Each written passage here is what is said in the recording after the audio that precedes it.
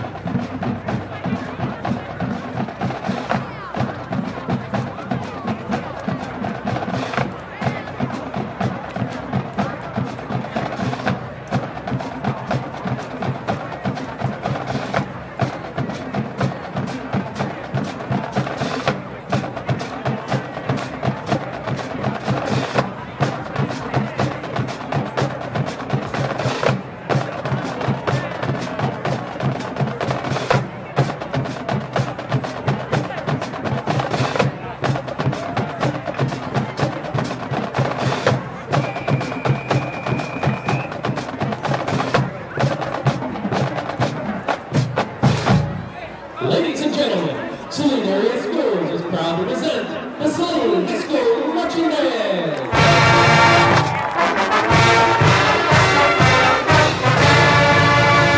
Introducing Commander Yale Kamara.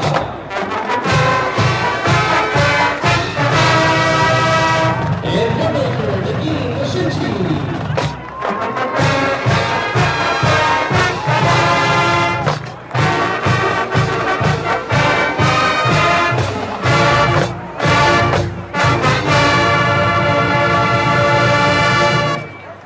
And now Jordan cheering the Hornets on the victory with Eat 'em Up.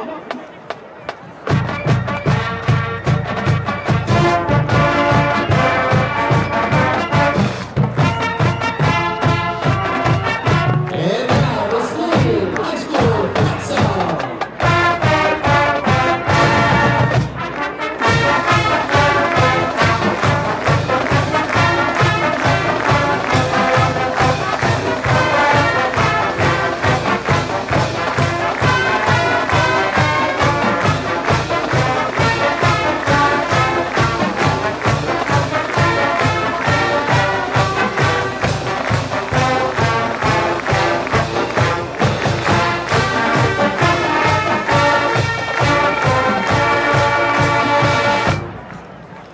And now let's meet tonight's starting lineups. First, for Lake Orion, the starters on defense. Starting on the defensive line, number 51, Samuel Buchanan. Number 60, Jack Sheffield. And number 66, Garrett Sheffield. Starting at linebacker, number 27, Luke Dillaberty. Number 35, Alexander Hensley. And number 36, Nicholas Franks. Starting in the defensive backfield for Lake Orion, number 6, Malik Holford, number 7, Owen Fisher, number 11, Max Nearing, number 13, Donovan Finley, and number 36, Nicholas Franks. The Dragons are led by head coach Chris Bell. And now fans, it is time to meet your 2025 Saline Varsity football team.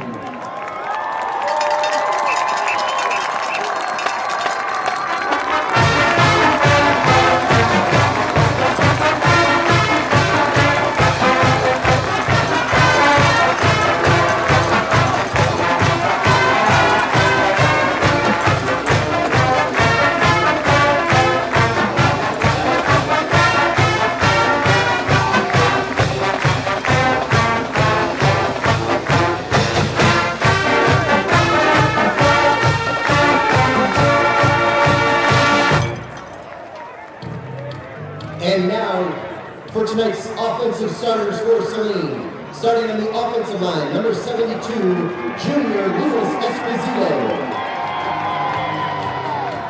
Number 70, junior Toby Schreck. Number 62, senior William Bondi. Number 77, senior Vincenzo Godfrey. Number 71, senior Ian Tyson. Starting at wide receiver for Saline number 9, junior Cruz Hansen. Number 18, sophomore Brady Baldwin. And number 16, senior Lucas Fidich. Starting at tight end, number 17, senior Lincoln Keys. At running back, number 26, junior Carson Cherry. And starting at quarterback for the Hornets, number 3, senior Tommy Carr. And our head coach, now in his second season leading the Hornets, Kyle Short.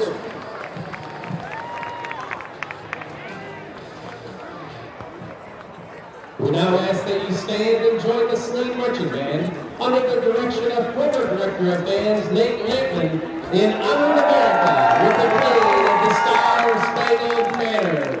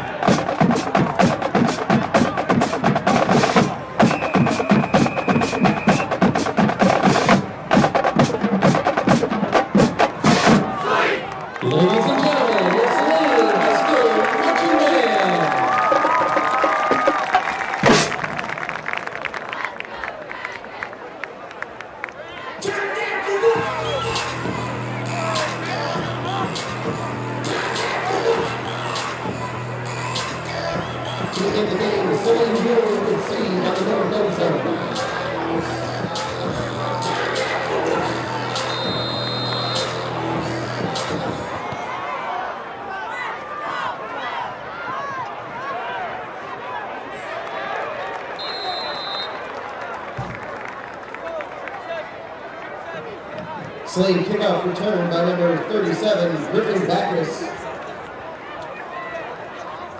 Saline will begin 1st and 10. Ball is spotted at the 35-yard line.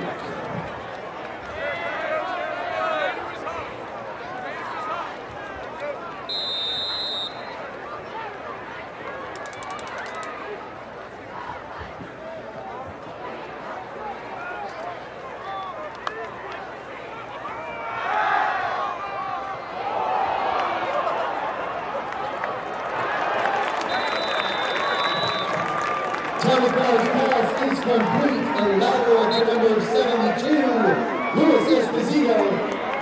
First down, Saline. Tackle made by number 7, Owen Fisher.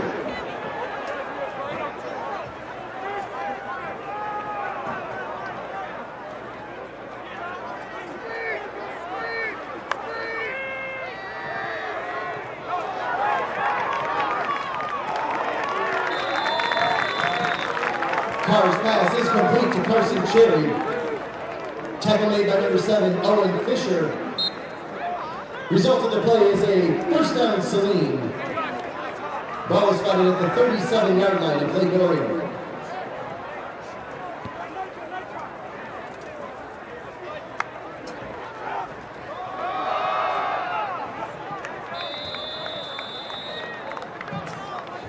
Carr hands off to Cherry for the run. Short gain on the play. Tackle made by number 60, Jack Sheffield. That'll bring up 2nd and 9 for Saline.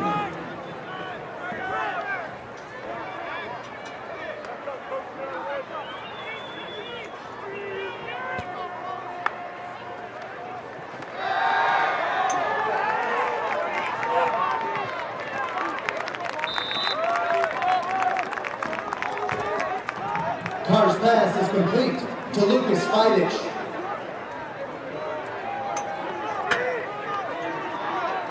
That'll bring up 3rd and 2. Tackle made by number 36, Nicholas Franks.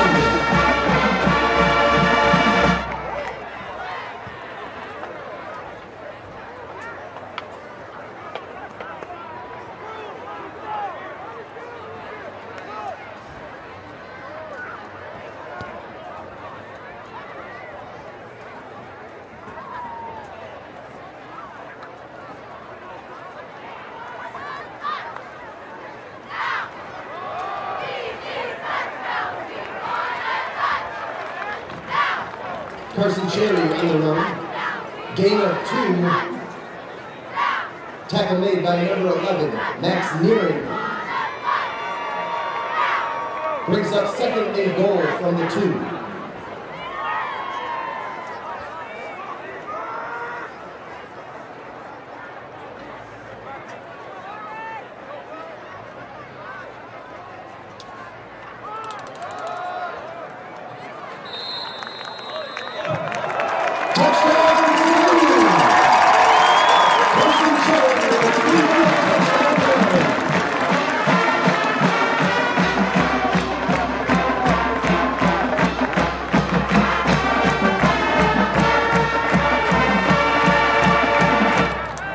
On for the extra point attempt, number 49, Kevin Huber.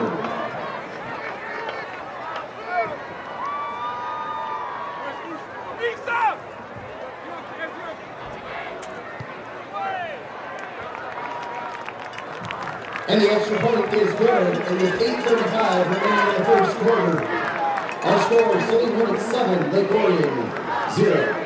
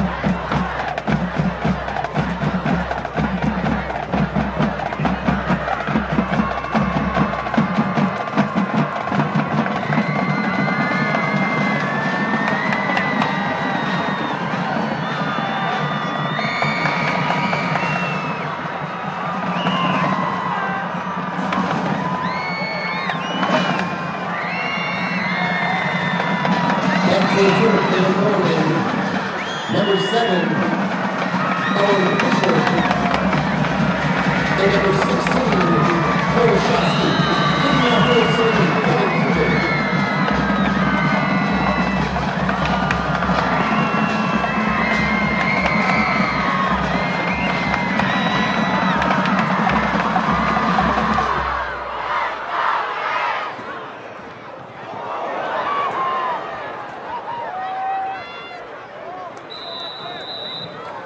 Kickoff is returned by number 16, Cole Shosky.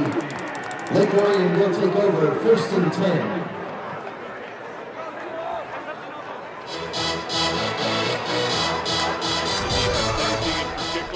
I don't know. I think that they just need to exert their dominance, especially on the line of scrimmage, where if they can dominate up front and stop any sort of run game, it just opens up so many different options for them. Hand off to the back. He bulls his way forward and picks up about 6. Number 3 on the carry, Wesley Pratt. Just a straightforward power eye. Number 45, Jack Bear-Suter. Bear-Suter on the tackle. Wesley Pratt on the carry for Lake Orion. Good first down carry. Brings up 2nd and 3. Number 12, Anderson Adams. I don't know enough about Lake Orion. I haven't seen any of their game film, but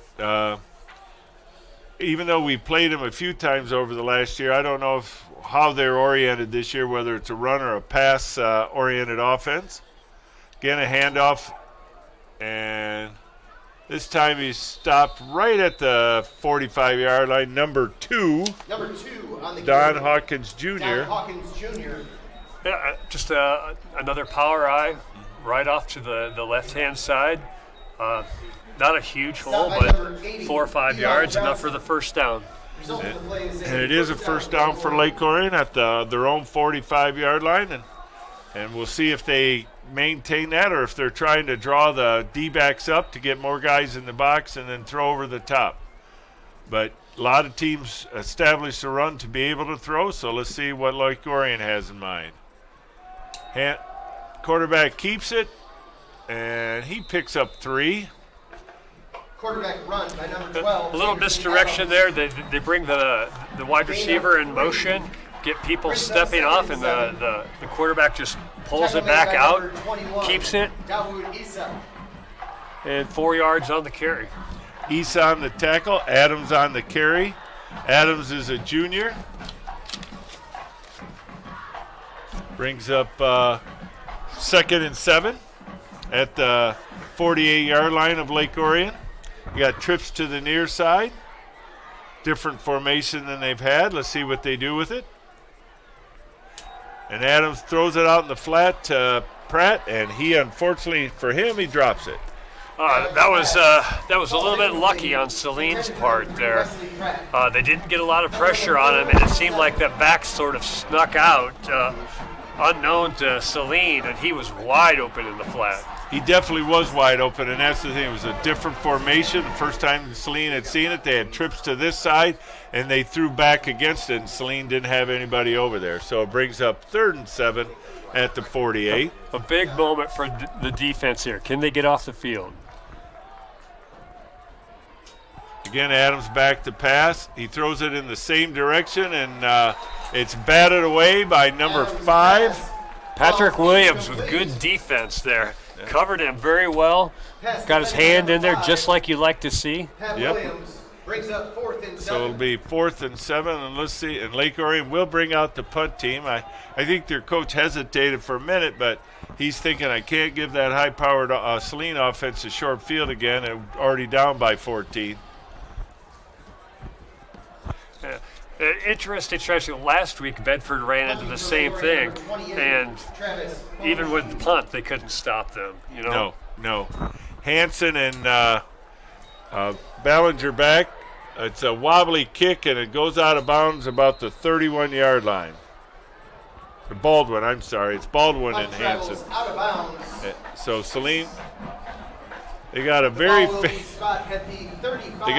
favorable spot from the official, and Saline will take over for the third time at their own 35-yard line with 6:08 remaining in the first quarter. Yeah, let's put a pin in that decision for later. Again, I mean, I think no matter what happens, you're going to have to score points against Saline. And just giving up the ball at midfield is a tough decision. It is, but the punt, they got 18 yards out of it. And that is a risk-reward thing that they're going to have to think about. Carson Cherry again with the carry. Carries it out to about the 40-yard line. Pick up a 5. Tackle by number 35. I like to see that. Alexander Hensley, I'm sorry. No, you bring the guy in, your receiver in motion. You give your big back the ball. You get 5 yards on first down, and now it's second and short. Let's see what they have in store for us here.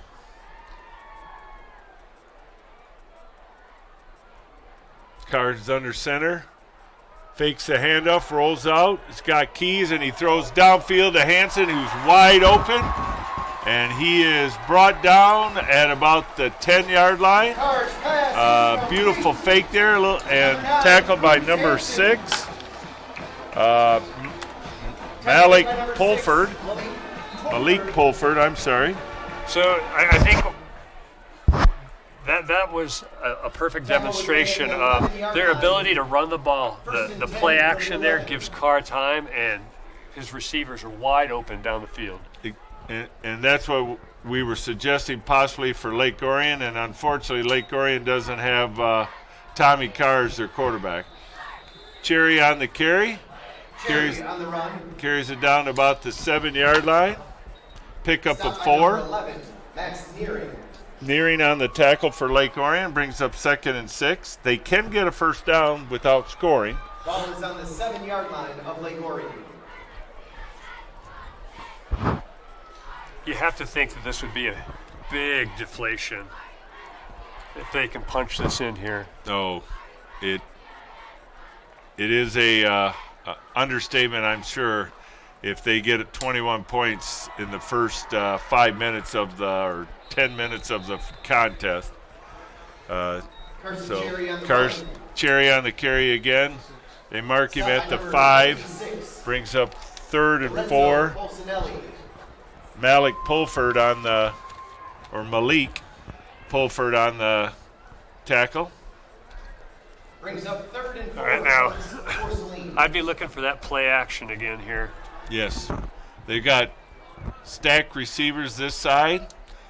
And now they move to the opposite side, make Orion adjust. And Carr keeps it and carries it into the end zone. So, again, some misdirection.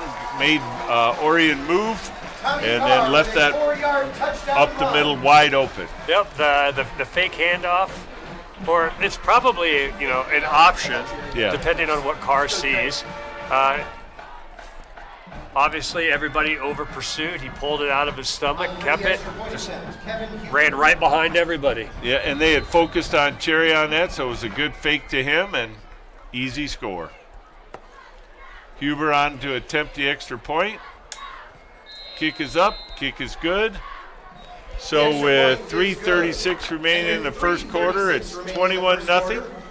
And even though Lake Orion's had some, and they have had several close contests in an extremely difficult league, I don't know if they've ever been blitzed by this, and we'll see how they adjust coming now when they get the ball back. Yeah, we talked about this last week. Bedford had come in. They were playing pretty well. And we said it was important for Saline to really exert their dominance early, take the wind out of the Bedford sails. And I think that's kind of the same philosophy tonight.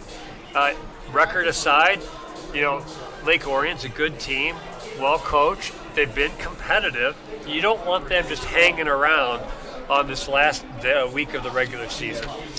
This is their playoffs tonight.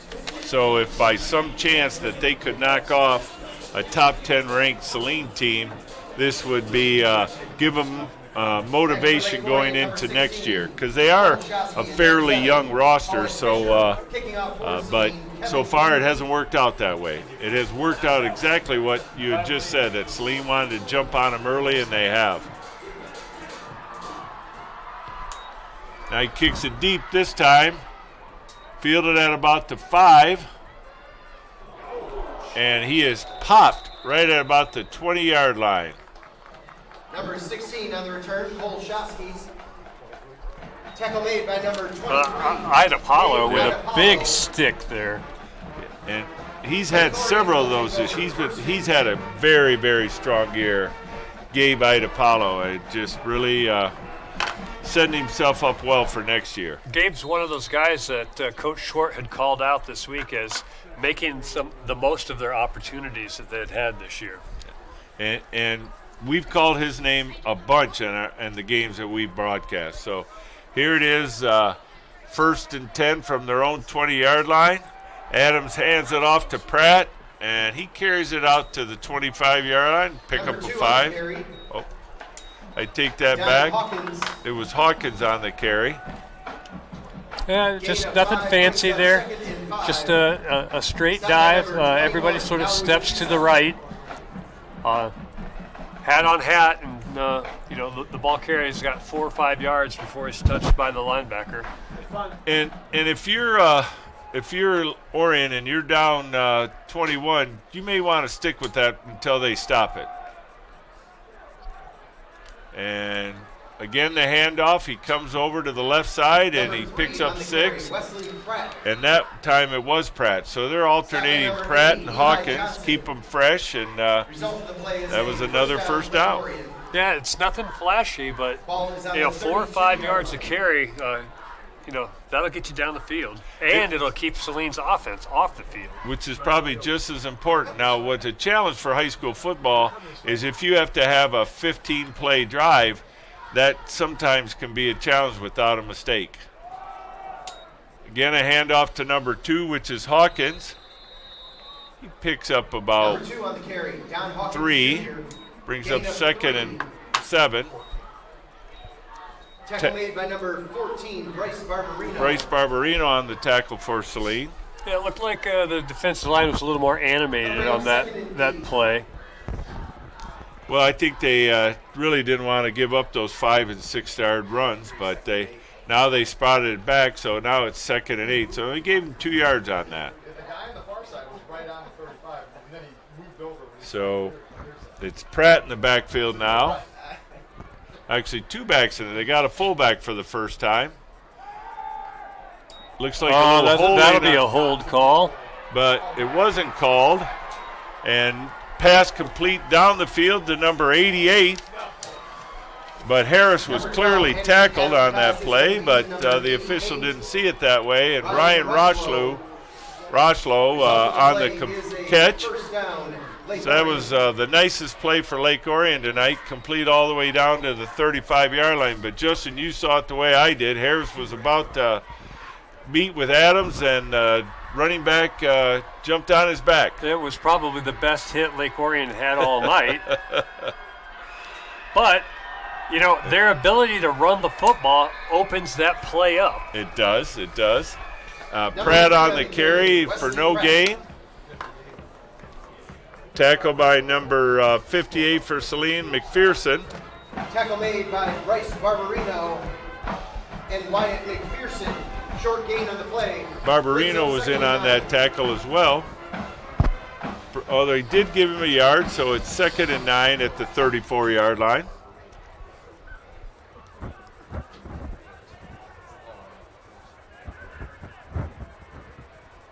Looks like Pratt and Adams in the backfield again.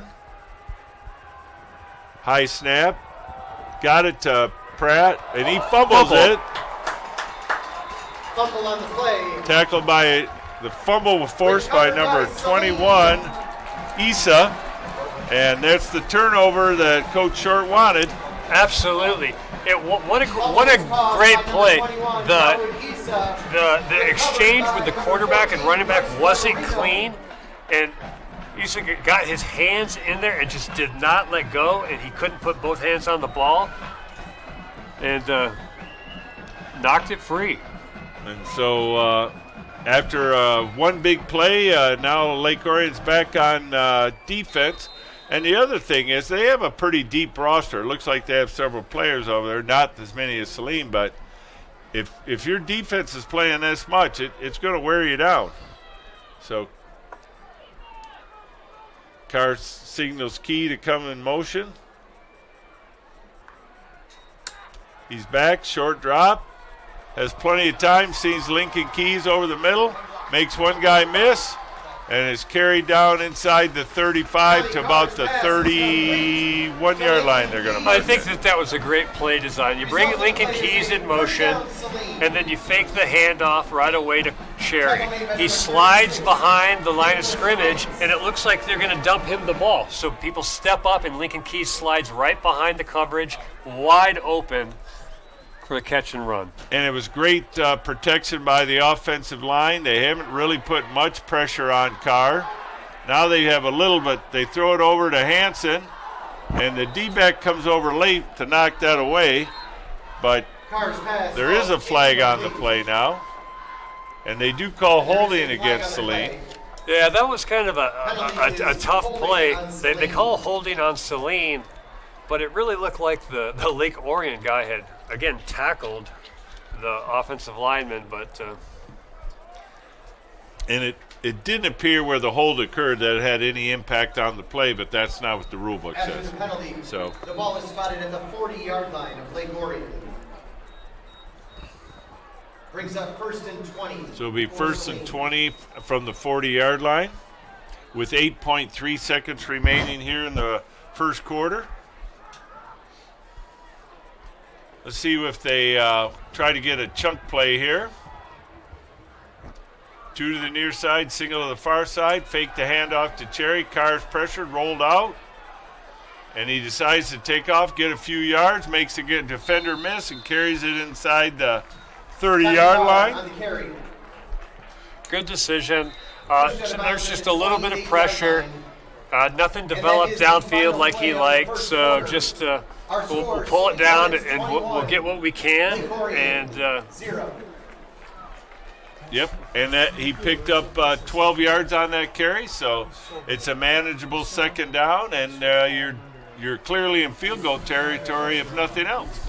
So what a way to end the first quarter, a dominant quarter by Saline with 2 turnovers and 3 touchdowns. yeah, I think that's everything that you could have possibly wanted from Saline's perspective there. So I think what Coach Short said to you about getting those turnovers, he may have mentioned that to his own squad. What do you think? That may have come up this week once or twice. So it's good to see, but you can't. The other thing that you cannot do, especially as we head into the playoffs, you can't take your foot off the gas. It's not like you're trying to embarrass anybody. You have to stay focused and play the full game out, because that's what's going to require moving forward. That was another thing that Short actually touched on, was that, hey, records aside, it's senior night, the playoffs are coming, there's lots of things going on. But at the end of the day, at the end of the week, the goal for this week is to play their best football game of the year. And that's a great philosophy. Second and 8 for Saline. So it is Carr and Cherry again to start the second quarter in the backfield. Saline has 3 receivers here to the near side. See if they run any misdirection on this. Maybe Cherry comes in motion. Carr has plenty of time, steps up, and unfortunately didn't have a good grip on it or something. Pass intended for Baldwin. Brings up 3rd and 8. They'll bring up 3rd and 8. He was open. He was. So, you never know. It is a little chilly. This is probably the coldest that the boys have played in so far this year. Like football weather. It is football weather, but your point isn't lost on a chilly football. Is a little harder to control. Yeah. Well, I'm sure that he'll make an adjustment. Now we have trip receivers stacked to the left. High snap. Carr fakes it, follows to the right, and pushed out of bounds inside the 15-yard line. Again, it's that same type of misdirection we saw earlier, except this time Carr kept it. Yeah. You know, again, everybody's keen on Cherry right there. Everybody. And at the last second, Carr pulls it down, and he just slides right behind everybody. A nice run. It's a beautiful play design, and, again, it's not something we've seen a lot of this year. So Saline's trying to, again, for next week's opponent, whoever it might be, put a few more things for them to think about going into next week's contest.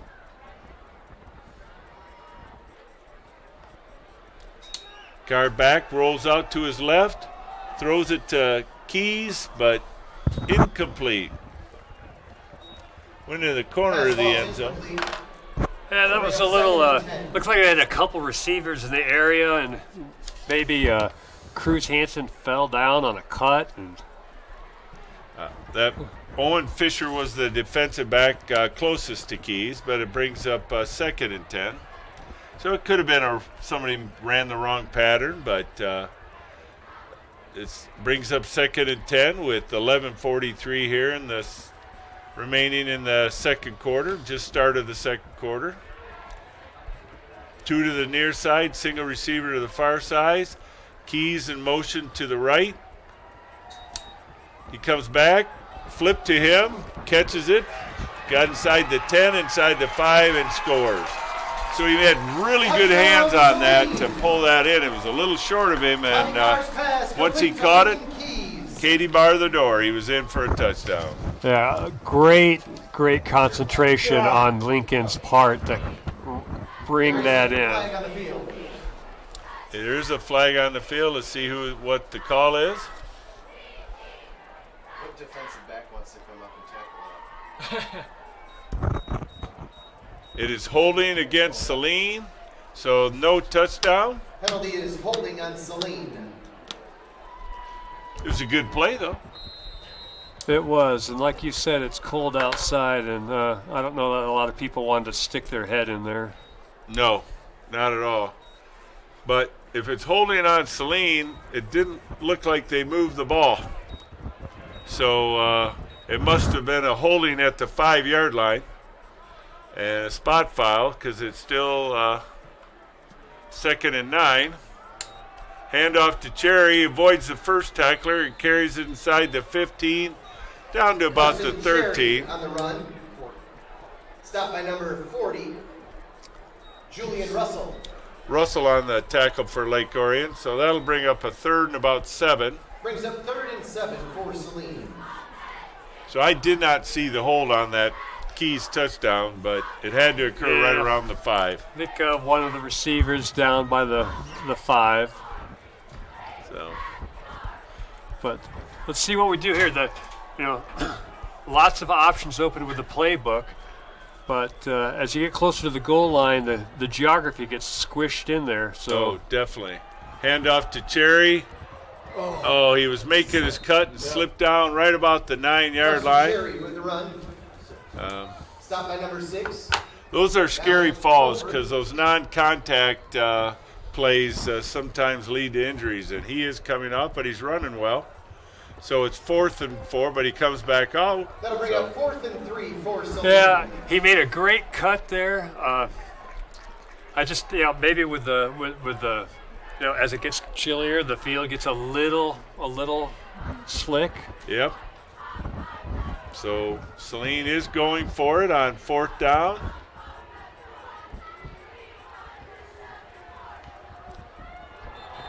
And Carr was able to draw Lake Orion off. We've seen that play before. We have. Penalty is encroachment on Lake Orion. Result of the penalty is a first down, Saline. So that gives Saline a 1st and goal from the 5-yard line. We might have seen that against Harper Woods a few times, if I remember correctly. I think both teams had it as part of their play package. Out here to my number 17. Still throwing it. Hand off to Cherry. He's met, but he keeps his legs churning and pulls his way forward. They're going to mark him at the 1-yard line. Cherry on the run.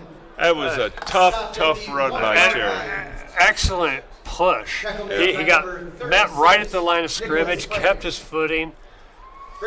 Him and the rest of his buddies kept driving. It reminds you of the tush push. So it's second and goal from the 1, except it wasn't designed that way. Let's see who they hand it to now. High snap, handoff to number 2. Touchdown, Saline. Colton Tusa. Number 2, Colton Tusa. Nice to get the running touchdown on senior night. So that checked a couple boxes there. One, you do like to see a guy get a nice play on senior night. The ability to run the ball down the field when you put 2 backs in the backfield. Now you can't key on one or the other, and it looked like they all shaded towards Cherry, and Tusa just walked in through a big hole.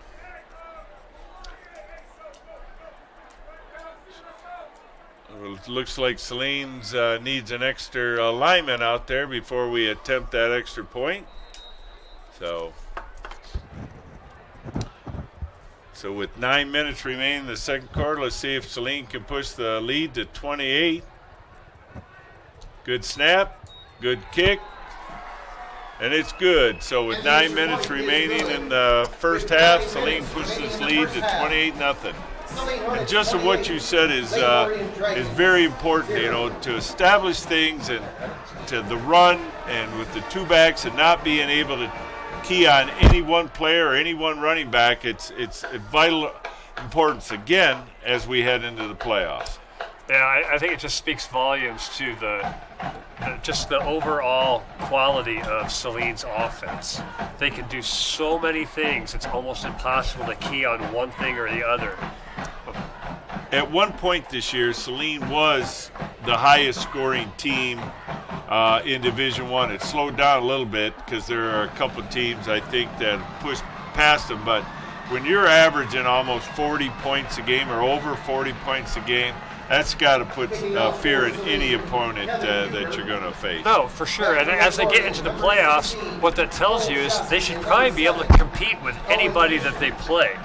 So if they can just shore up some of their special teams and defensive issues, they can really put themselves in a position to make a solid run in the playoffs. Oh, definitely. And they are an extremely talented football team.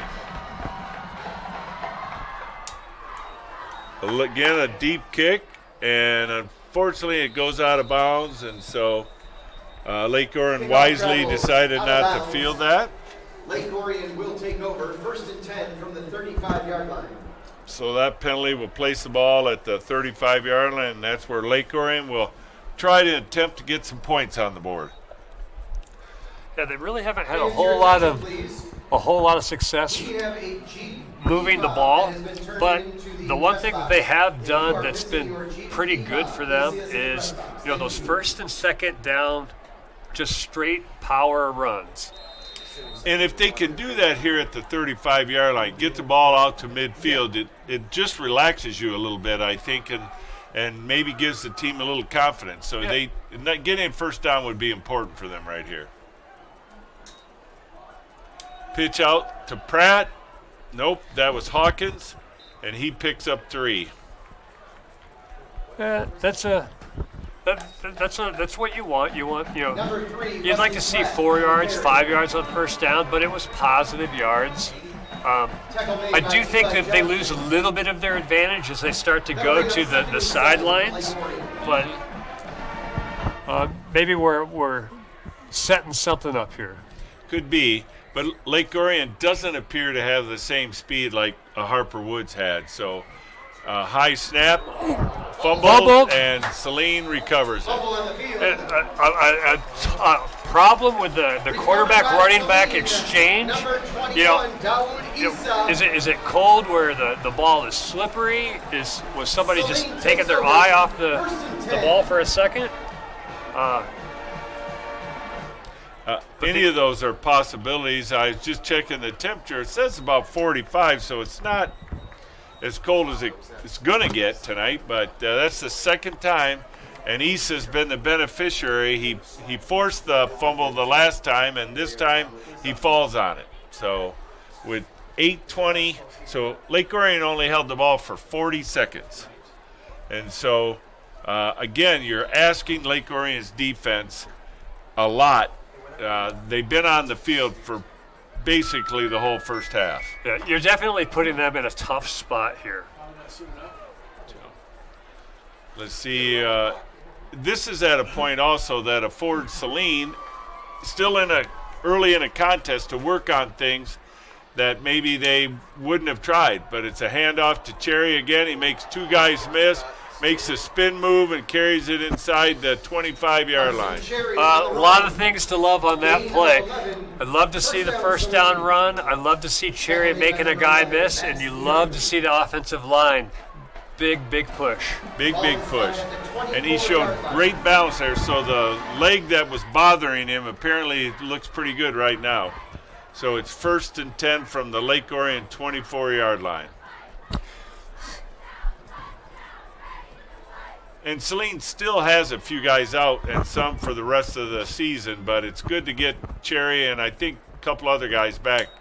Again, a high snap. Carr keeps it, throws it over the middle, complete to Carr's pass is complete to number Ida Apollo. Ida Apollo making his statement on both sides of the ball tonight. He's excited, but we have an injured player on the field. We have an official timeout for an injured player.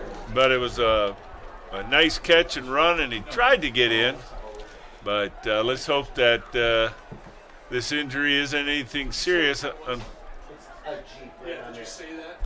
So the other thing that I like about that play is you like to see your skilled players do their thing. Mm-hmm. But Carson Cherry picked up the blitz there and gave Carr enough time to step up in the pocket and make a nice throw. So you like to see your guys doing lots of things. Oh, and that's the key. Not only did he give him time, Carr was also did step up in the pocket. And if you've seen recently in any of the games that we've done or even at college, some of these quarterbacks don't want to step up. They're not comfortable. And Carr did step up in the pocket, and he, beyond that block, he was also able to buy himself a little bit of time by stepping up in that pocket. It's a play design that worked out exactly like you want to see it. Yeah. Unfortunately, this young man seems to be holding his helmet there. I hope, didn't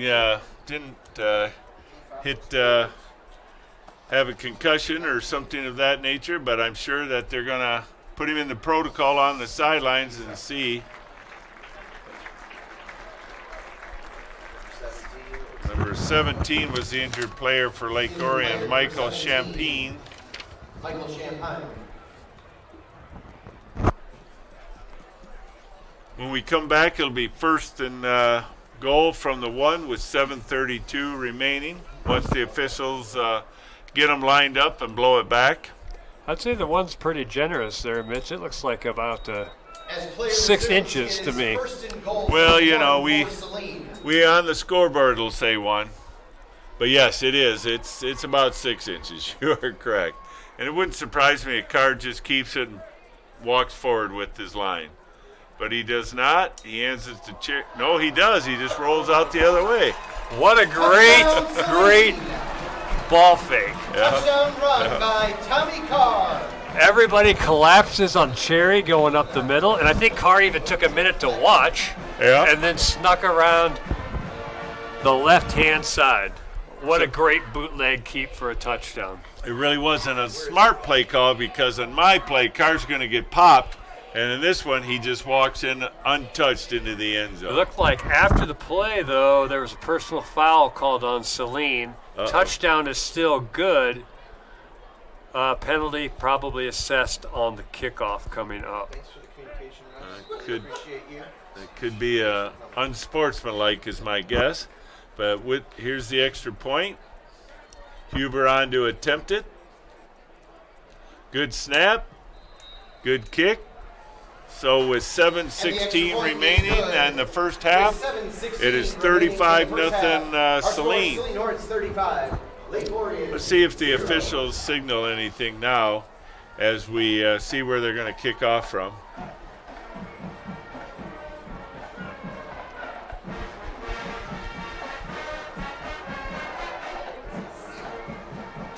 Nobody seems to be in a hurry to give us any indication, although the official did come over to the sidelines to talk to Saline again.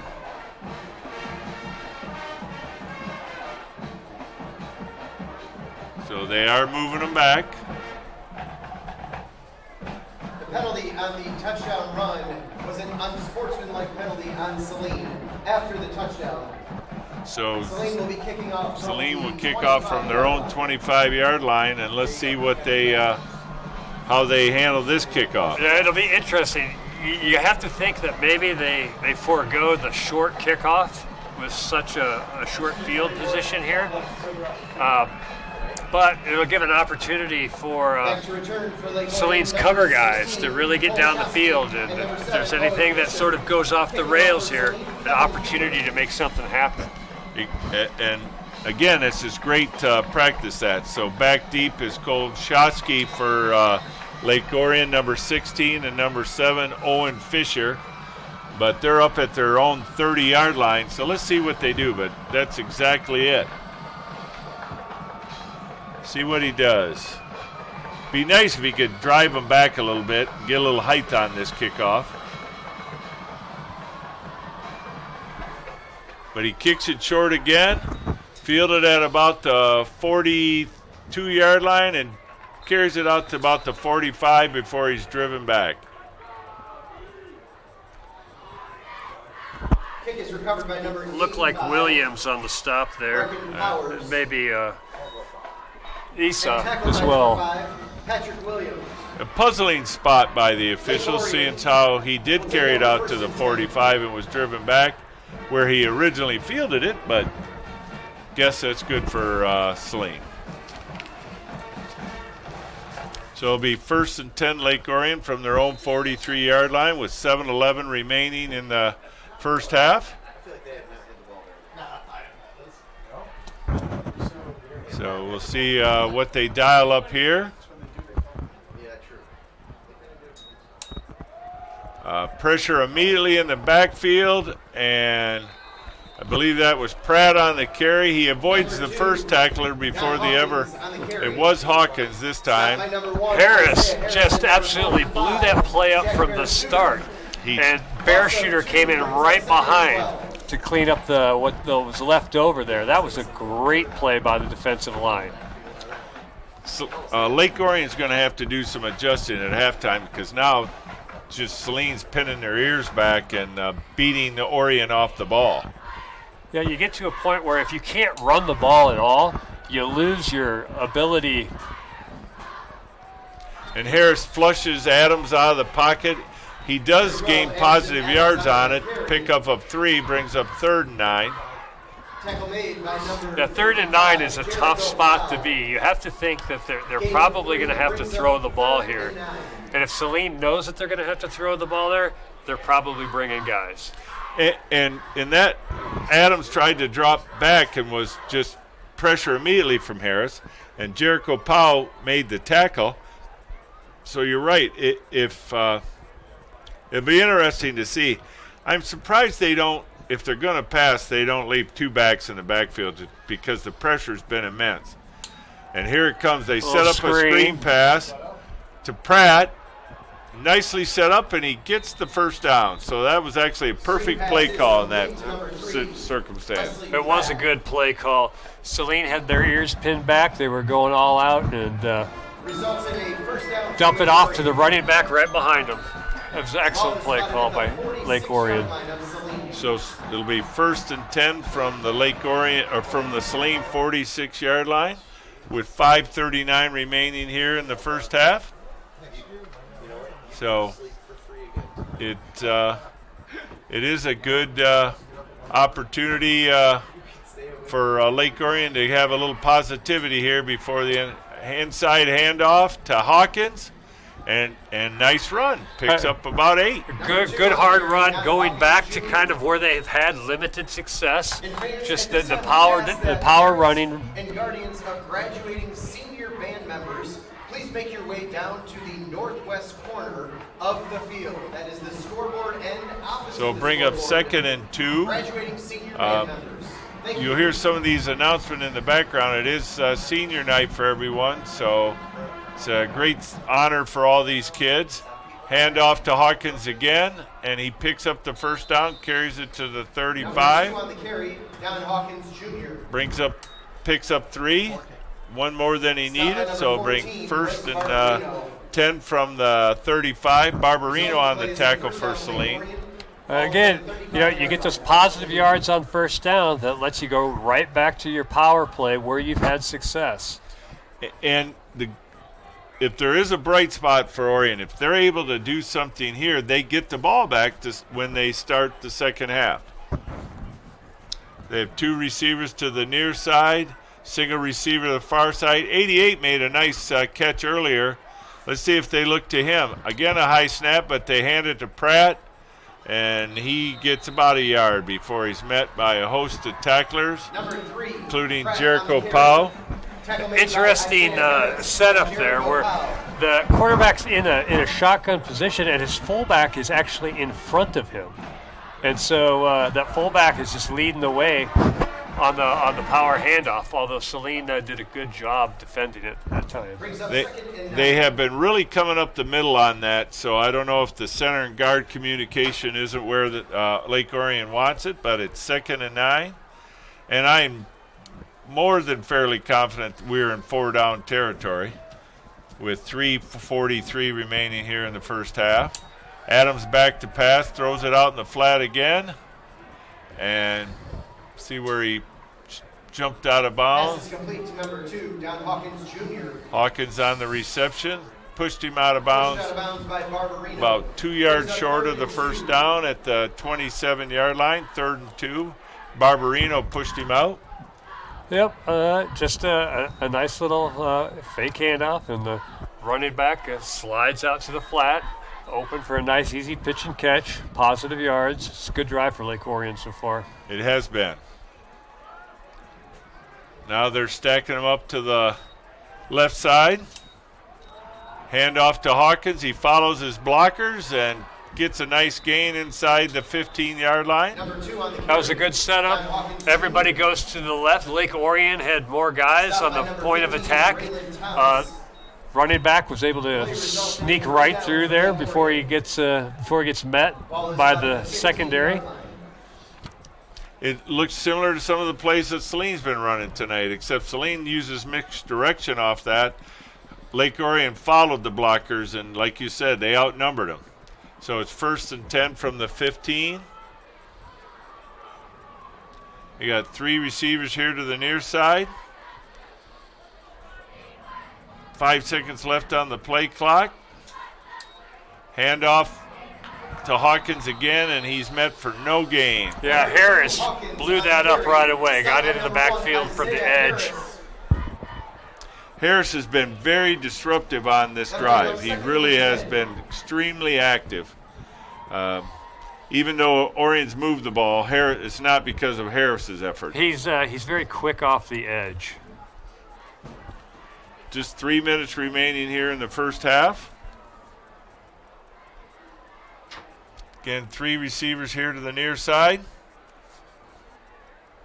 Adams back to pass. He has a little more time. This time rolls out. He's flushed. Keeps his feet and dives to about the 5-yard line, which may be good for a first down. It is.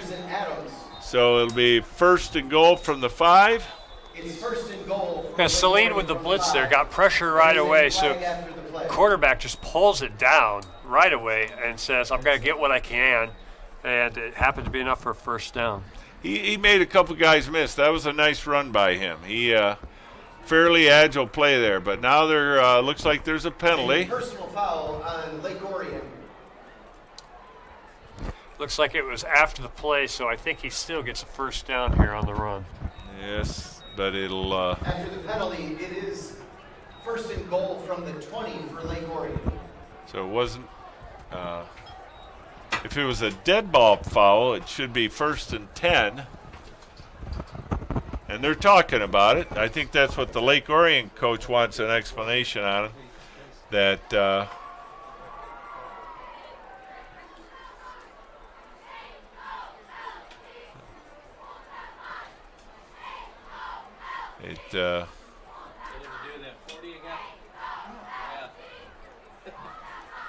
so we'll see what comes of it, see what they tell us. If that's the rule, it should be on the chart. I looked up the chart, it's not on there.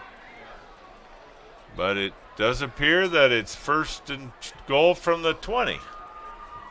So as play resumes, 1st and goal from the 20 for Lake Orion. now the officials stopping it for a better explanation. Officials timeout on the field.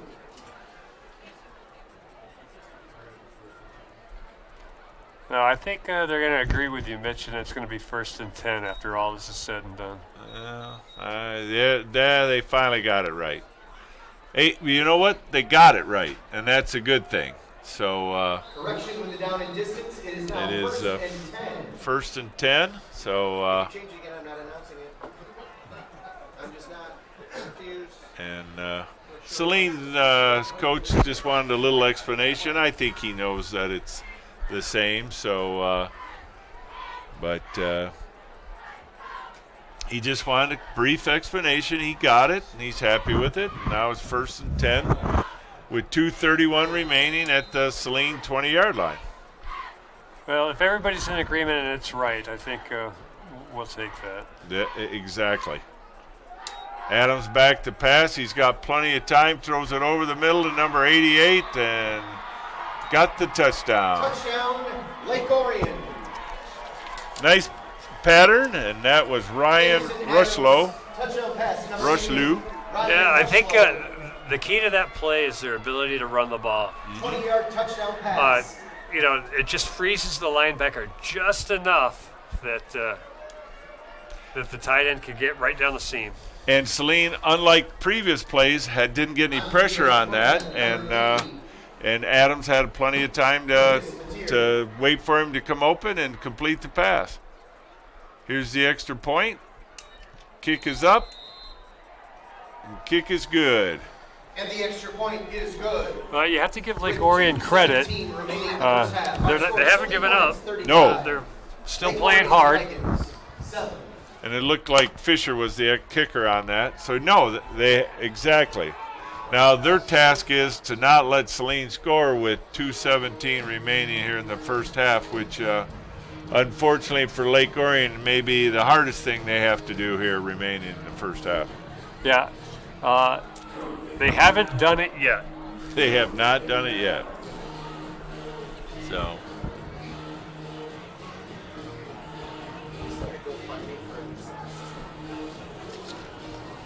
Number 46 is going to kick off for Lake Orion, Jackson Wilbur.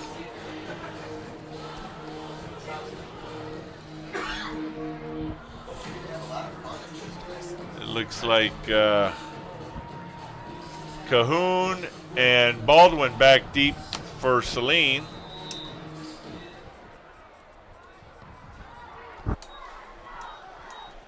Fielded at about the 24. Carried up over the 35 yard to 36, number 37. By Griffin Backus on the return. Nice return by him. So with 2:12 remaining here in the first half, Saline will come on out and try and put another score on the board. If they can get it to 35 before halftime, we would start the second half with a running clock.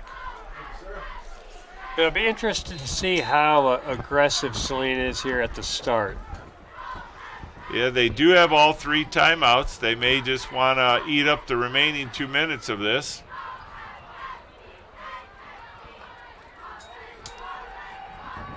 Carr screen pass, beautiful one-handed catch by Lincoln Keys, and carries it out to the 44-yard line. Great concentration again by Keys to bring that in. I think the pressure got to Carr just a little bit quicker than he wanted there. Polzanelli on the tackle for Orion, number 56. It's 2nd and 3. Carr again completes the pass out to, is it Fidich or, yeah, it is Fidich, and he to the 45-yard line of Lake Orion, a minute and a half remaining. Again, Saline does have all 3 timeouts. Looks like Saline is trying to up the tempo here. Yeah, and that's good to practice, like a 2-minute drill.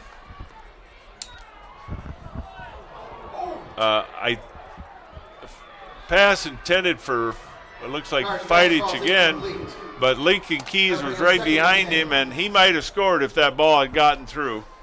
Fidich took a nice pop there.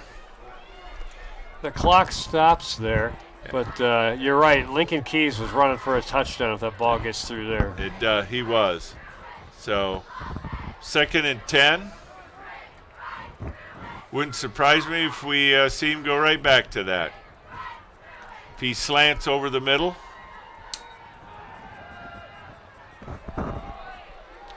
And pass complete.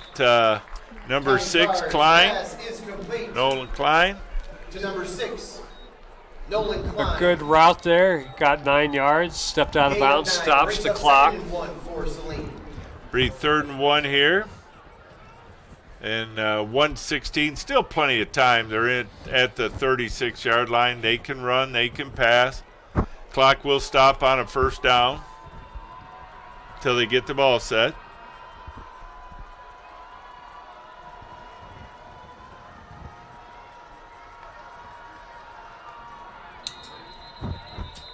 There was something. Delay game? No, he called a procedure penalty against Saline. Penalty is false start. So somebody moved. Bring up 3rd and 6. That's disappointing because Klein was open there. He was running with it. He was. The thing is, I think that took a little bit longer than most people had anticipated to snap that ball. So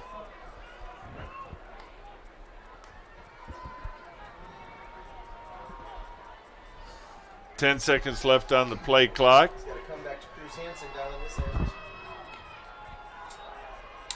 He doesn't like it. He likes that. Pass to Lincoln Keys over the middle, and that was the play earlier, and he carries it for a 1st down. I thought they would go back to that at some point, and they did. Well, in a big moment, you go where you're comfortable, and I think Carr to Keys is a pretty comfortable play. Yes, it is. So 1st and 10 at the 18-yard line. Carr back again, steps up, throws it, touchdown. Looked like number 9. Was it Klein? Touchdown, Saline. Tally Carr's pass is complete to number 6. Nolan Klein. Nolan Klein. Again, another senior. It's nice to hear his name called because he was out for a long time this year. He sure was. So, like I said, this was going to be the hardest thing for Lake Orion to do in the end of the 1st half, was to keep Saline from scoring, and it took them just a little over a minute to do so. Another great play. Good blocking up front. The blitz is picked up by Cherry. Carr steps up and makes a solid throw. And with the extra point by Huber, it pushes the lead 42-7 for Saline. Yes, it was. And Saline's in a rhythm. But their offense has been on the field for the majority of the 1st half. So it is, and I think this is what teams that might get Saline in the draw would be very weary about, is their offense could be very, very efficient. Well, this may also get people thinking that if they win the toss, that the other team, that they may want to take it just so they're not down 7-0 right off the jump. Not that that's a guarantee, but some teams, if they can just hold them at bay and establish something, that gives their own team some confidence. Well, you mentioned it earlier. Some of the best defense against Saline is keeping your offense on the field. And unfortunately for Orion, the mistakes that they've committed led to 3 of the touchdowns. Half of Saline's points. Picking up for Saline, Kevin Huber. Yeah, 3 turnovers in the first half is very tough to overcome. Saline has not punted, so and it shows on the scoreboard.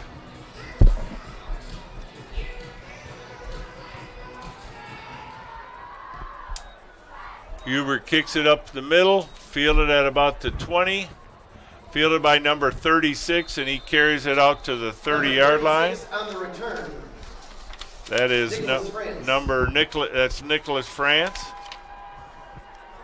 So it'll be 1st and 10 from their own 30-yard line. Brady Clark on the tackle, another senior. Good to have his name called on senior night. Well, now the question becomes, what does Lake Orion do here? Are they aggressive at all? Do they just say, hey, you know what, let's get out of this first half with the damage that's done? Saline does have all 3 timeouts. They do, but it's a philosophy. Are you going to play conservative down 35, or you say, hey, what do we got to lose? We're about to find out. Screen pass set up to Hawkins, and no gain. Screen pass complete to Don Hawkins Jr. Tackle made by number 58. And that stopped the clock. I'm not sure why. Nobody called a timeout that I'm aware of. He went out of bounds. They held him out of bounds.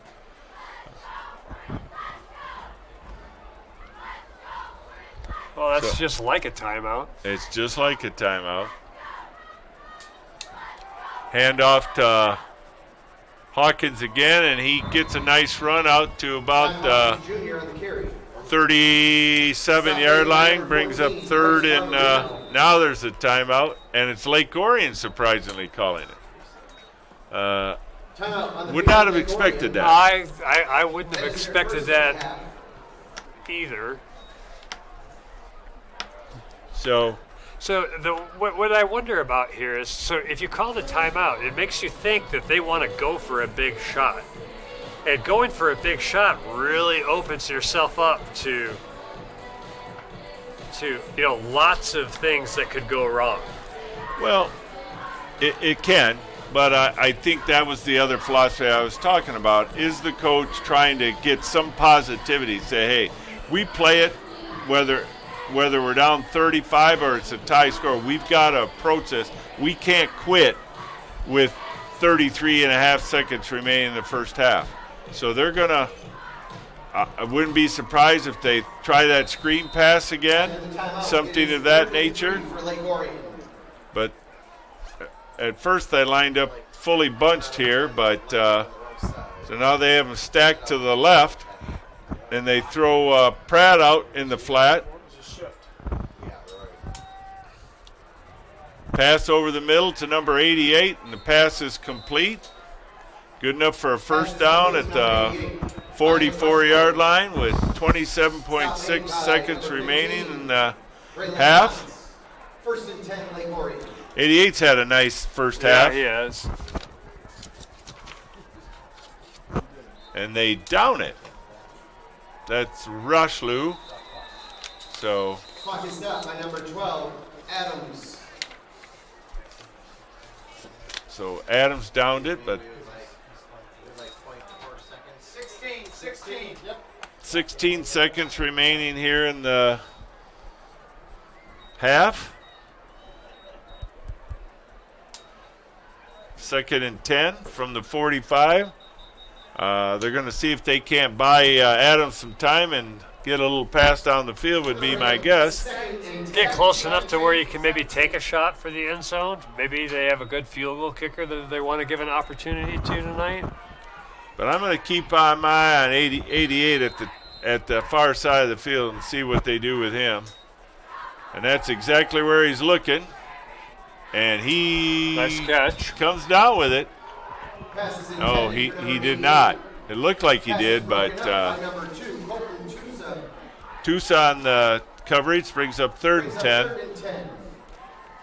88's not a bad ball player. he just, that was tough coverage right there, but he was open, and the quarterback got the ball to him. He just got popped. So it brings up 3rd and 10 with 11.6 seconds remaining. And Adams back to pass again and throws it high. Caught by number 85. He had to bobble it, but he got it. And Number 85, Brecken Powers. 2 seconds remaining. Stopped by number 5, Pat Williams. So Saline, they elected to just rush their front 4 there and bring 7 guys back into coverage, keeping everything in front of them. Well, they must not believe Lake Orion has a kicker that can bang in a 60-yarder. So now we're left to a Hail Mary or a penalty with 2.1 seconds remaining, 4th down. And Lake Orion accomplished what they wanted. They did not give the ball back to Saline with any time, which was they had done several times quickly in the first half. Yeah, so this is, any way you look at it, a very successful, last minute for Lake Orion here. Brecken Powers was the receiver on that last one, number 85. He made a nice bobbling catch on it. It was a high pass, and he pulled it in.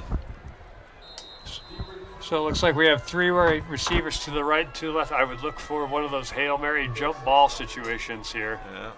And unfortunately for Adams, he is met by a host of Harris and by number 80, Eli Johnson, and that'll be the last play of the first half. So, in that situation, instead of coming with their front 4, Saline brought an extra man blitzing that Lake Orion just couldn't pick up, and that blew up the play right away. So at the end of the first half, Saline has the lead of 42-7. Stay tuned for the halftime show. Again, it's senior night. They'll be honoring some of the seniors at halftime in the band, but when we come back after halftime, Saline will be up by 35, so we're subject to a running clock to start the second half. Any final thoughts here, Justin? No, I think for the most part, I think Saline did everything that they wanted to do in that first half. Forced 3 turnovers, led to 3 touchdowns. Their offense was very efficient, and their defense held them to 7 points. I don't think you could have asked for a much better script for Saline there. All right, well, stay tuned for halftime, and we'll see you in the second half.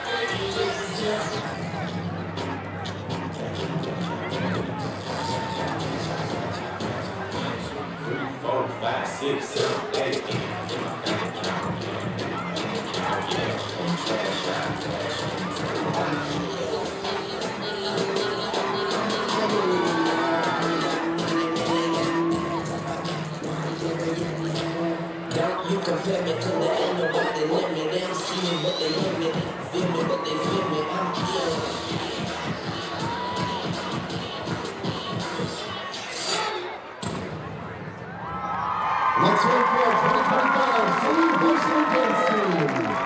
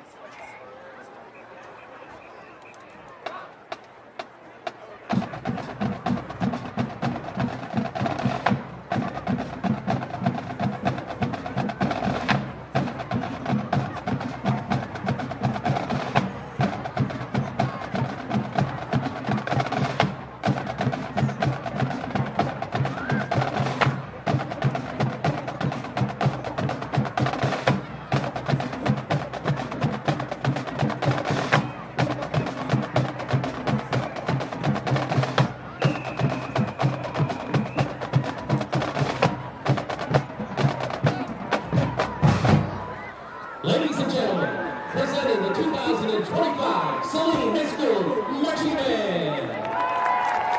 Our show tonight is dedicated to the graduating seniors of the Marching Band. We begin with Yovei Corona for our opener for this season's halftime show, Steppenwolf's Magic Carpet Ride.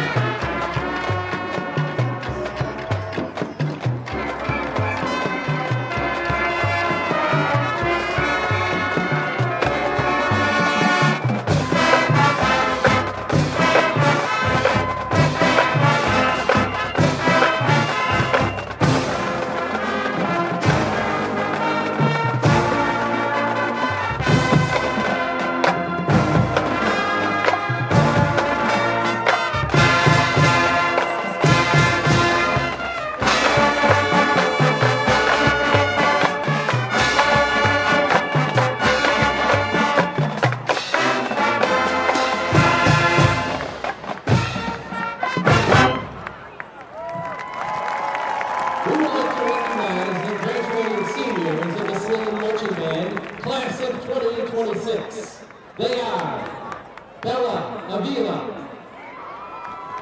Izzy Belair, Emily Chi, Maggie Cobb,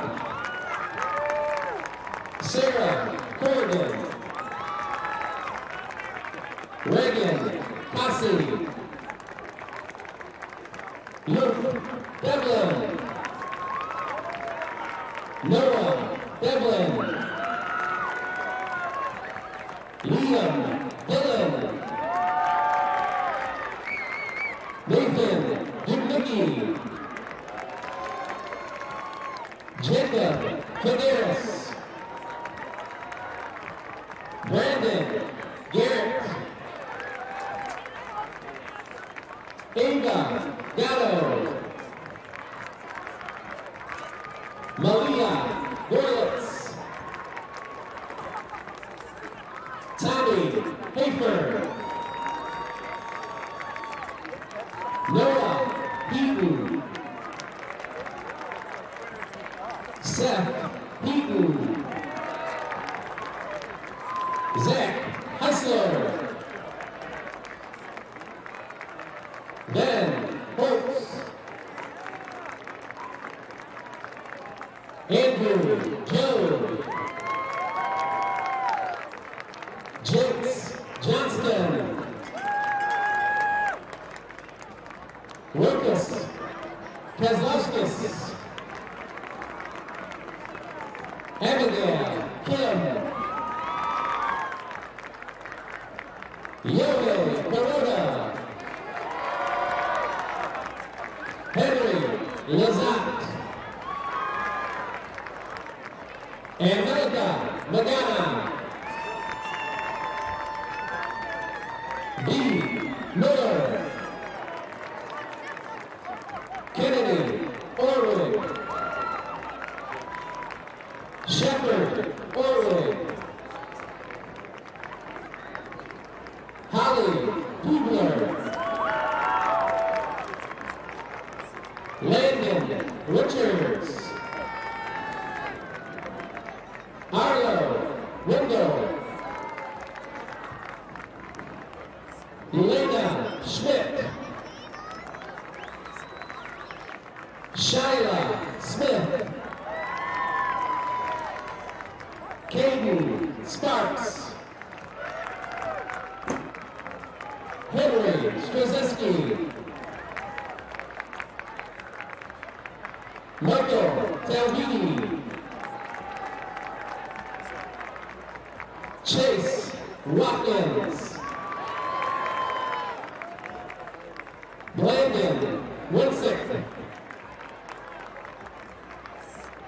Aubrey White.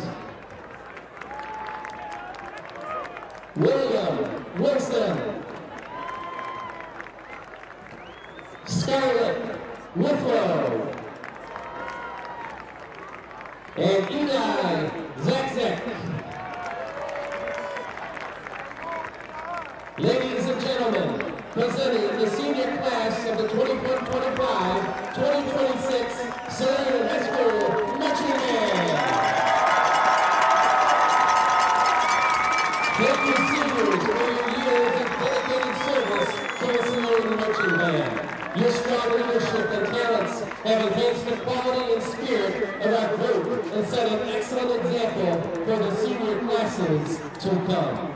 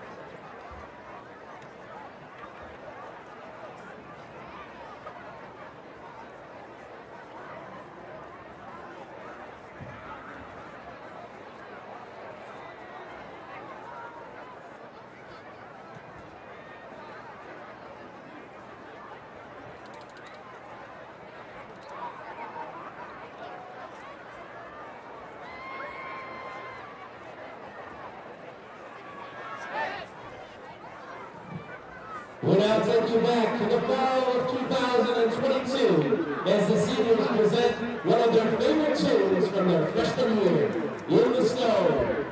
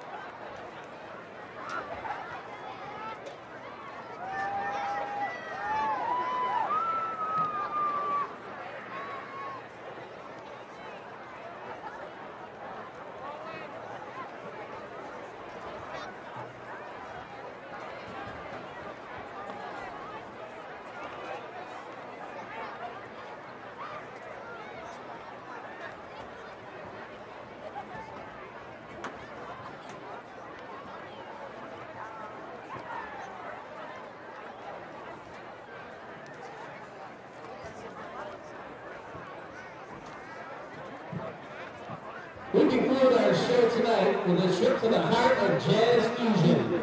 We hope you enjoy the final leg of our journey. This is Birdland.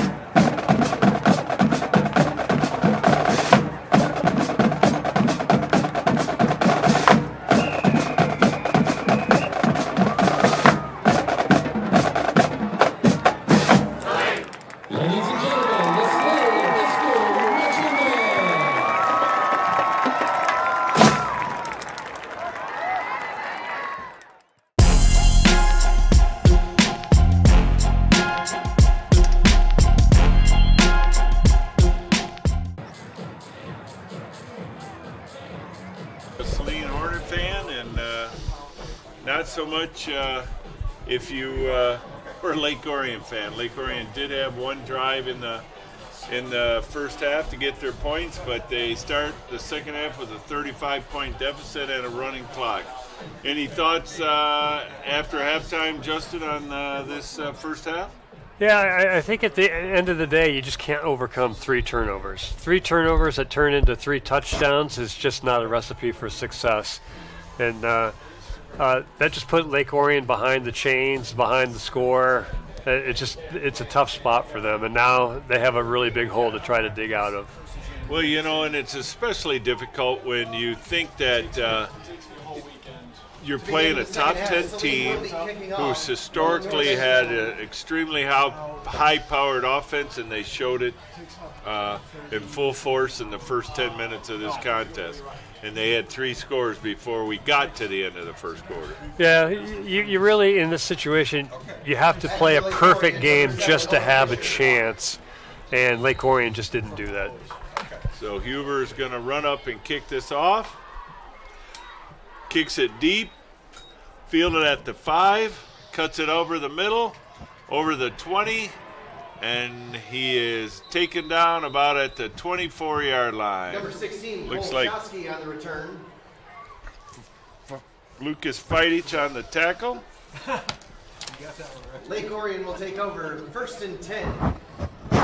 Well, let's see if Lake Orion goes back to what they did well in the first half, and that seemed to be those I formation power drives, 4 or 5 yards carry in between the tackles. Well, and in that mindset, they can't try to do too much. Do what they do best, and that's generally a recipe for success. Yeah, just take the 4 and 5 yards at a pop and be happy with that. Adams throws it out, picks up about 5, pass complete to number 80. Anderson Adams pass complete to number 80, Lucas Matier. Tackle made by Bryce Matier Barbarino. on the reception. Lucas Matier, that's his first catch of the game. So and those short passes aren't bad, and he had ample protection. Saline wasn't probably anticipating the run, so they didn't send. And now they empty backfield. Yeah, that play, even though it was a pass play, was a pretty conservative play call. But Saline's sticking with just a 4-man rush there. They did get a little bit of pressure there, which was nice, and it forced maybe a little bit of an early throw. It also looked like somebody may have got a fingertip on that because it was a little off the mark. But yes, very good observation there, and it. Now we're in a big spot for both Lake Orion and Saline. This is one of those spots where, Saline would like to demonstrate that they get off the field, and Lake Orion certainly doesn't want to go 3 and out and give the ball back to Saline already. Not at all. Not at all. Saline coming with pressure. And good coverage on that. There is a flag on the play, a little extracurricular by Lake Orion. And it looks like it may go against number 54. He was blocking downfield way after the play. And we'll see what the officials discuss on that. I think he legit didn't hear the whistle. I think he thought he was just playing. And it is a personal foul. And even if personal foul on Lake Orion. Even if he hadn't been a personal foul, he was probably an ineligible downfield. Yeah, he was downfield pretty far there. And this is really a tough spot for Lake Orion now.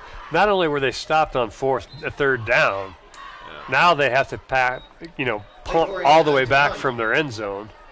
So he will receive this punt at about the 3-yard line, and what you don't want to do is give Saline a short field. Run up and kick. It's a high kick. Fielded at about the 48-yard line and cuts it up in the middle and bounces it out to the outside. And looks like he may score, and he does. Touchdown, Saline! That was a great return by Baldwin. 18, Brady Baldwin. He got, it looked like they had him stop for a second, but did a great job of bouncing out to the right, made one guy miss, and then it was to the house. And it was to the house, and he showed his speed there, and that should give Saline fans something to smile about because he'll be around for a little longer. So far we have rushing touchdowns, passing touchdowns. We have punt returns for a touchdown. Let's see if maybe we can touch all the bases before we're done here. The extra point is good, and that pushes the score to Saline 49, Lake Orion 7. Quarter, Saline Hornets 49, Lake Orion 7. So at least on this circumstance, the Lake Orion defense won't have to come right back out on the field like they did most of the first half because Saline's already scored. But, it's just you just wonder if Lake Orion, after all those close contacts, they're not going to the playoffs, they're a little bit of a younger team, if they still have the same fight that they had when we started the season. No, and I think that we're getting very close to maybe not having the same fight as they did at maybe opening kickoff. You come in and you think, hey, let's do our best to compete, and you try, and when things just don't go your way, it's a very deflating feeling. Yeah, yes, it is, and let's. And sometimes in these circumstances, it's a great opportunity, hopefully, to get a lot of younger kids who don't get a ton of playing time into the contest, especially for Saline, because we've suffered a lot of injuries this year that maybe we get some kids in, getting some good playing time here in the second half. High kick, fielded on the run at about the 20. And carried out over the 30-yard line. And let's see where they mark it. Does that man belong to you? He kicked the last one too, but nobody saw it. Oh, okay. my bad. No, it was all good. So, What year is he? He's a senior. Okay. He's a soccer kid. Okay. Lake Orion will take over 1st and 10. I don't see where the spot is yet. Looks like at about the 37-yard line, but no football. This ain't it. Okay. So decent return. Got about 17 yards on that return, and let's see what Lake Orion does here on their second drive of the third quarter. And again, it is a running clock.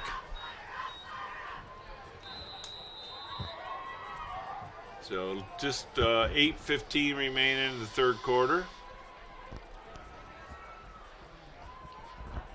Adam hands the ball off.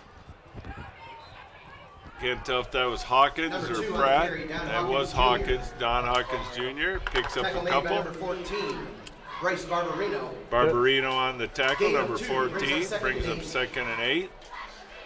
Lake Orion not in a hurry to do anything outstanding here. You're going back to their basic offense.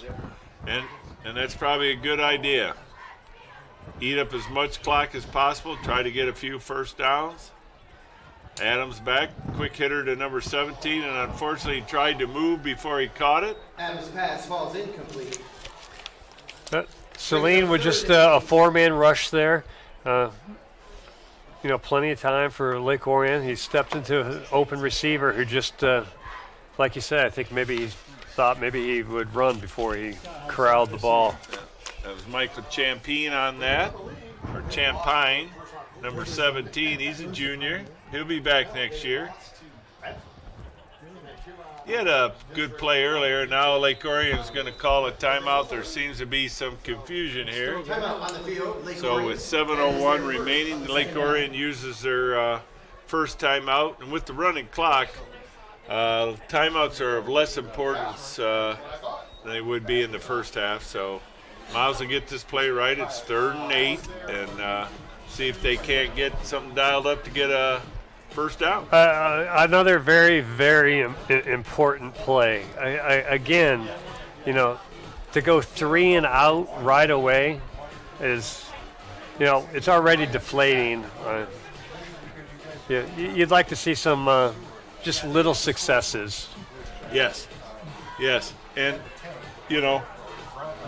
Lake Orion's coach has to be thinking long term.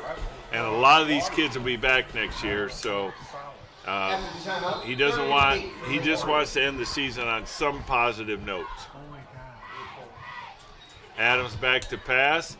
And he is spun down by number 43. Adams is sacked in the backfield By Austin Lowe. by number 43, Austin Lowe. So Saline blitzed both of their middle linebackers. Lowe gets in there untouched. The Lake Orion quarterback steps up nicely, but Lowe just grabbed him by the jersey and just wouldn't let go and tripped him up. A great play. Yep. And Saline gets off the field again. Yeah, and that's the last thing that Lake Orion wanted. So Lake Orion will punt again. High, booming kick. That was a good punt. And I think he's just marked. Oh, fielded it back at about the 2 and got some of the yards back at about the 13, 14-yard line. That was number 7, Lennon Cahoon. We'll see what the penalty flag is. 27, Luke Diliberty. That was a heck of a punt. That was a boomer. And it is a holding penalty against Saline, so that'll move the ball back half the distance to the goal line. Penalty is holding on Saline. Well, that was one positive for Lake Orion tonight. Beautiful punt. By my count, I believe Saline had the ball 6 times in the first half, and they scored a touchdown every single time. I think that, this is the best opportunity for Lake Orion to make a stop. Filkowski on for quarterback for Saline now, and he keeps the ball. Austin has been leading the JV program this year, but he's getting some valuable time here on Varsity.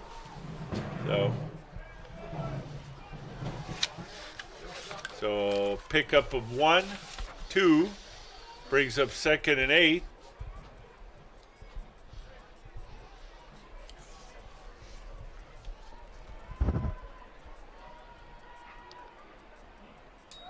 Hands the ball off, but he's met immediately in the backfield. Number 33. Yeah, it was a good penetration by the defensive line there. By the time Falkowski was able to hand the ball off, the defender was already there. There's not much they could do. No. Ruiz on the carry. Brings up 3rd and 9.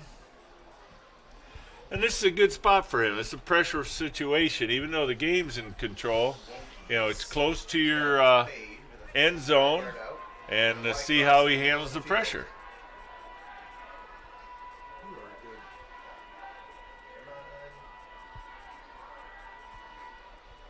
He's back and keeps the ball and picks up about a yard. They'll bring up 4th and 10. No gain on the play. Brings up 4th and 10 for Saline. So he didn't make any mistakes. Didn't see anything he liked there. No. So it first punt of the night for Saline with 4 minutes remaining here in the 3rd quarter. We're a little short on the punt team. Lincoln Keys is hustling out on the field to get that 11th man.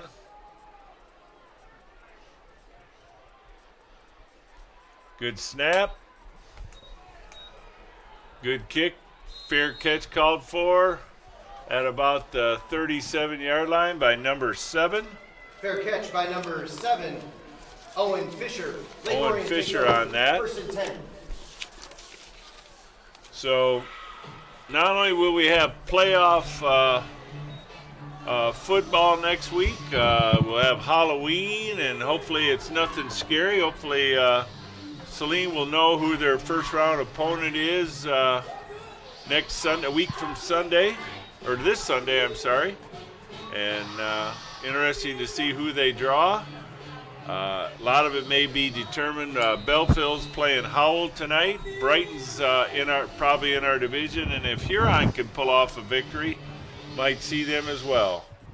So, lots of teams playing for lots of spots. Yes, they are. Adams back again to pass. Under pressure, steps up, throws it over the middle, and it's complete down to the 20-yard line. Adams' pass is complete. Again to Rushlow, number 88. He's got several catches tonight. He's playing a good, solid game tonight. And he finds the open spot. He gives his quarterback a target. He is playing well. So,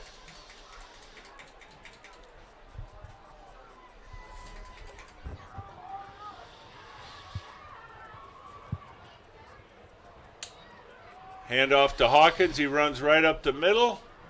Carries it inside the 15 down to about the 13-yard line. Hawkins Jr. So Saline not doing anything special there. They just have their four-man front, brings up 2nd and 3. reading the play. Barbarino on the tackle. Yep.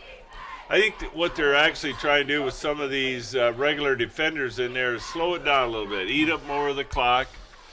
We have a 42-point lead, so they just truly want to keep that clock running. Hand off to Hawkins again. Oh! And a fumble, and recovered by Saline. Fumble on the field. Recovered by Saline. Saline will take over. 1st and 10. So Coach Short asked for some defensive turnovers, and he's got a handful of them By now. number 14, Bryce It looked like Barbarino. Cahoon was in there for a recovery. Big stop. So You like to see the defense man up as they get their push back towards their own end zone. So we'll see if Mr. Falkowski can do something here at this second crack at it. Again, he's pinned deep. Hand off to Ruiz and runs it up the middle, but for Littler, he lost about a yard. That'll probably be the Loss of 1 on the play. last play of the third quarter. Again, the front, the defensive line of Lake Orion disrupting the play before it really even develops there. And we have different offensive linemen in here, so they haven't really gelled in the game yet. Hand off again to Ruiz, and he carries it out over the 5 to about the 7-yard line. And that will be the last play of the third quarter. Final play of the third quarter. Our score: Saline Hornets 49, Lake Orion Dragons 7. A very quick quarter. Very, very quick. And with one score, and that was on the punt return. So it's 49-7 heading into the fourth quarter. It was so far it's been what Saline's wanted. I think they would like to see this second unit do a little both offensively and defensively, because you never know when you're going to be called on. So, No, absolutely. And there's next year to build for as well. yes, because a lot of the offense is graduating, and so these younger guys are going to be called upon to step up and fill big shoes. It's hard to come in and average over 40 points a game if you've never done it before, but we'll see. Well, let's see how aggressive Saline is going to be here. Deep in their own end zone, in their own territory. Is that 19? They got a Wildcat in, and there's a stoppage of play. Looks like Saline called a timeout. Timeout on the field. Saline. That is their first of the second half. Yeah, it looked like they had Nick Gronis in They the did have it. backfield as maybe a Wildcat quarterback setup. And apparently they second-guessed that and called a timeout. So and one of my friends was in town this week from California, former Michigan Wolverine and former he's the Golden Bachelor, Mel Owens. And I told him to try and come out here tonight, and don't know if he made it out to see this contest, because he came in to see the Michigan State game. And I told him they're similar colors, and hopefully this is what we're going to see tomorrow against the Spartans by the Wolverines. And the Wildcat Grunis did keep it, carries it out over the 10 to about the 11-yard Bruce on line. the carry. So brings up 4th Tackle down. made at the 11-yard line. Yeah, it was a good positive play. And just Brings up 4th and 5. again, for Lake Saline. Orion's been very disruptive here in the last few series up front. Oh, very much so. But I think they have a lot of their mainline players in there as well. So, which is good. We want our second team to face those type of players. High snap. Gets the punt off. Calls for a fair catch at about the 44-yard line. Punt is That was caught a by number 7, nice Owen Fisher. nice reel in there by Huber to not create the safety, and he got off a decent punt. Yep. So, but and bringing up that Michigan State game, you know, it's that time of year. It's a rivalry time, and so it's likely that whoever Saline plays in the next round of the playoffs is somebody they played in the past, and likely somebody they played in the playoffs in the past. So, going in tonight's contest, we wanted to make sure there was no letdown. And I think so far, so good. Handoff to number 39, his first carry of the evening, and he got 9 yards. Took it off to the left side. Number 39 on the carry. Raider Plattenberger. Pickup of 9. Brings up 2nd and 1. That was a nice run by Rayner. Brings up 2nd and 1 from the Saline 35-yard line with just under 10 minutes to go in the first half. You got 3 receivers split to the near side. Plattenberger on the carry again. He's got the first down. Carried it almost down to the 31-yard line. Plattenberger on the carry. So they got the reserves in, but it doesn't look like they've really changed their philosophy. Going back to what they do well. Conservative power runs, and they're moving the chains. All positives for Lake Orion. Yes. And again, they're getting new guys who haven't got touches tonight with touching the ball. Slipped my mind. So 9 minutes to go here in the contest. Adams back. Throws it to number 9. He cuts it over the middle and carries it inside the 20 to about the 18-yard line.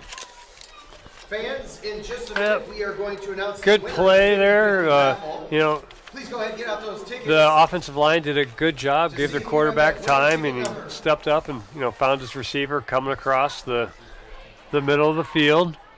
Lacko on the reception, number 9. So I'd like to see some of these younger defensive linemen to see if they can't put a little pressure on Adams when he's back there too. Let's see if they can't fire off the ball. He rolls out. It looks like a holding on Issa, but Rocheleau catches the ball. He blocked and then slipped out into the flat. Adams completed to him.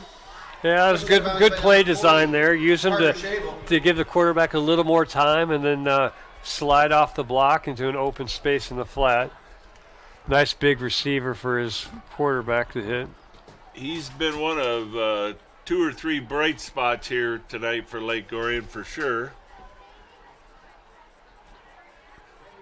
The defense would like to see if they can't get another turnover here deep in their own end. Just to see if that'd be fun.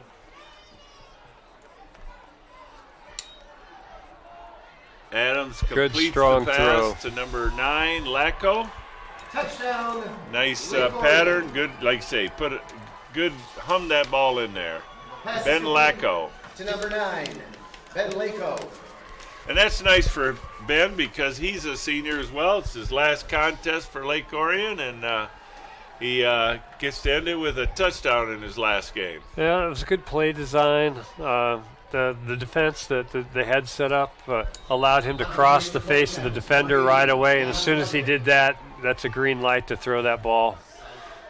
Pitch and catch for a touchdown. Yes, it is. Good Good snap, good kick. And the extra point is good. With 7:27 remaining in the game, our score. So that makes the score 49-14. Number 80 on the extra point there for Lucas Batier. The winning ticket is a yellow Actually, ticket, it's Jan and the number Ludwig. is There's two 80s, and that was Jan Ludwig, 238. senior, on that extra Once again, point. that winning ticket number is 984-238. Please come up to the press box. So let's see if Saline can get a return on this kickoff and get a little breathing room for our second string offense. Hang out the window. Yeah, we really haven't seen a lot of kickoff return tonight for Saline. We have not. Ludwig set to kick off for Lake Orion. Both of the touchdowns were wide open receivers. So let's see. Which isn't much. Let's see if they keep the same special teams. Yes. Saline calls another timeout to make sure that they do have everybody set up for this kickoff return. So, sometimes when you're changing personnel, hard to get everybody on the same page. Yeah, I'm sure that some of these special teams setups don't go carte blanche reserves like maybe a defense or offense does. So a little confusion there isn't surprising. No, not at all. But take the time out, make sure everybody's on the same page. So Hansen had gone out, but he's coming back. So number 13, Carol Perron, senior, is back to receive the kickoff. Another senior, along with Issa. No, he's one of the up backs. But they've staggered up. Now they're side by side. I've never gotten this far in this song. See what Lake Orion does.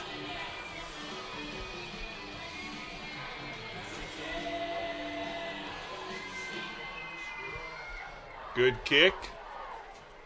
Fielded at about the 7. Runs it straight up the field. And carries it out over the 25-yard line. So now Saline has a Number little more 13, breathing room. Cal Perrin on the return. Cal Perrin on the return. His Tackle first made of by the number night. 28, Travis Hohenscheid. Number 28 for Lake Orion, Hohenscheid on the tackle. So let's see what Saline dials up. See, to me, it's interesting they didn't have Tommy play that one series or whatever, and then now you got dudes that never take snaps.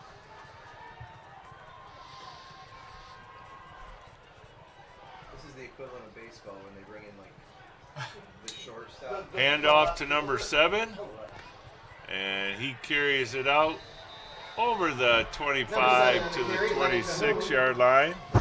Lennon Cahoon. Gain of 2. Looks like they're giving other guys shots at different positions. It looks like Grunis was in at quarterback again. He was. He is a senior, so some he can take with him after he graduates. So brings up 2nd and 8 with 6 minutes remaining here in the contest.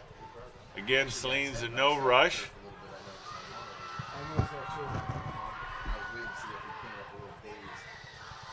He has it, keeps it, cuts it inside, keeps running, and carries it out over the 30 to about the 33-yard line, where it'll bring up 3rd and 2. That was a good play. Get positive yards, get into a third and manageable position. That'll bring up 30. You don't have to go too crazy with this play call. No. No, you don't. And Wouldn't surprise you if he keeps it again. He's been running hard when he does, so only need to get a couple yards. every first down is that much closer. With the running clock, it doesn't take long. It does not. Many miles. And he does keep it. Takes it to the other side this time and does pick up the first down. Grudis on the Yep. carry. He looked at his blocker right on the end and said, if I cut it inside, I know I can get 2 or 3 yards, and that's all I need. Yep. And it keeps that clock ticking to the end, and on our way to the playoffs. It's been a good night thus far for Saline. Valuable experience, I still believe, for any of these guys get in here. I like to see these backup offensive linemen, and they've done a decent job here on this drive.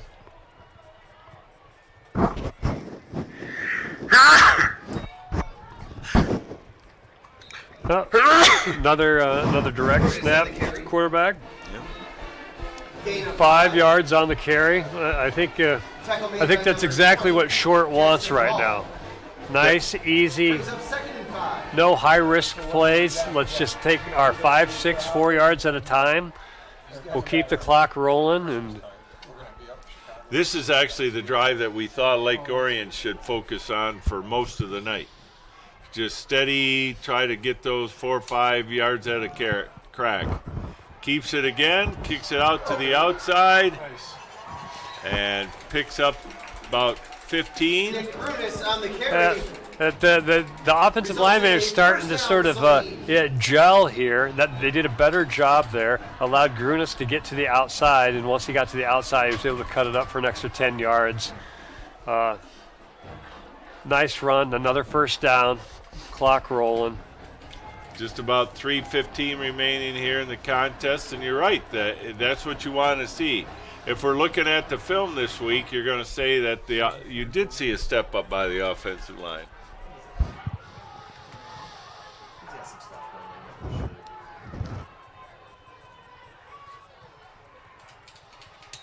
Hand off to number 81 in the motion, a jet sweep, and he is tackled in the backfield. Grudis hands off to Yusuf Jarouche. Jarouche on the handoff. Loss on the play. Brings up Lake Orion doing a good job setting the edge, turning him back inside. Good 20, pursuit. Jackson Hall.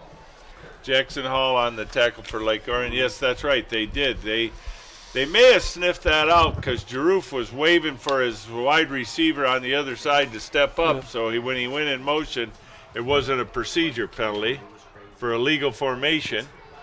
I would suspect that they go back to maybe the quarterback draw here. And there you go.